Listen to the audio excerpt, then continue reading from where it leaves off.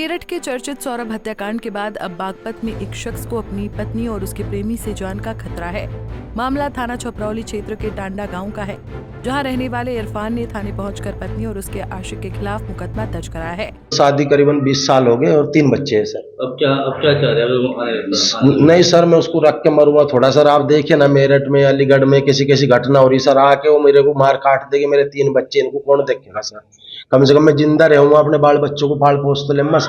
पीड़ित इरफान का आरोप है कि उसकी पत्नी का शाहरुख नाम के युवक से अवैध संबंध चल रहा है। जब उसने इसका विरोध किया तो पत्नी ने भी हत्या कराने की धमकी दे डाली।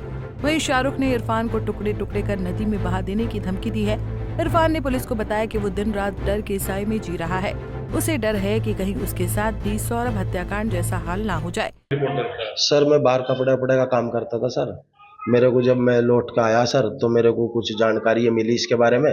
इसके अवैध संबंध है, दूसरे लड़के थे, शाहरुख नाम का लड़का है ठंडे का ही। तो मुझे जो जानकारी मिली, मैंने इसे कहा, तो इन्होंने कहा कि तुझे मरवा दूंगा। फालतू बोल रहा। कुछ पैसे घर में रखे हुए थे, उनकी जानकारी जो मैंने ली, कहाँ गए पैसे, बोली कि तुम्हें जान से मरवा दूंगी, फालतू बोल रहा। तो उस लड़के की जो फोटो वीडियो डिलीवरी रेसिस मुझे जो मिला उसके मोबाइल में, उस लड़के को मैंने यहीं पकड़ा सर, दुकान के सामने ही। तो उसने मुझे कहा तेरे टुकड़े करके और वहां फेंक दूंगा उसमें हैंडल नदी में, और फालतू बोल रहा। तो और मेरे सामने ही लेगा सर, कार में उठा के। वो तो सराम ले जावे था सर, दबंगिरी में था सर वो। और मेरे को सर फिर ख्याल आ के जो मेरठ अलीगढ़ जो है कांड हुए सर, मैं डरा हुआ हूँ। इसलिए मैंने फिर प्रशासन से गुहार लगाई। प्रशासन ने मेरा मुकदमा दर्ज करा और मुझे उम्मीद है सर कि प्रशासन मुझे इंसाफ दिलाएगा इस चीज में। अच्छा, कितना डर है कि आपने परिजनों को बुलाया? सर परिजनों को बुलाया, मेरे घर पे कम से कम रह गए, अकेला रहा। कोई रात कोई मार काट के चला गया सर मुझे, क्योंकि मेरा एक लड़का तो आसाम में तरबूज की फसल बो रहा, जो 18 साल का लड़का वहां है। मैं अकेला क्या करता सर? मुझे रात को आके कोई मार देता। मैं तो डरा हुआ सर। धमकी तो उन्होंने 20-30 आदमियों के सामने दे रखी है मुझे।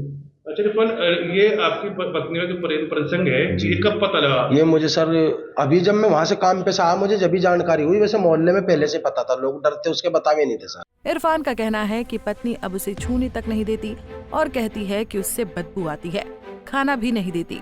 घर में उसका जीना दूभर हो गया है। पति ने इस पूरे मामले की लिखित शिकायत थाने में दी है। पुलिस ने मामला दर्ज कर जांच शुरू कर दी है। गांव में ये मामला चर्चा का विषय बना हुआ है। पंजाब केसरी टीवी के लिए बागपत से विवेक कौशिक की रिपोर्ट।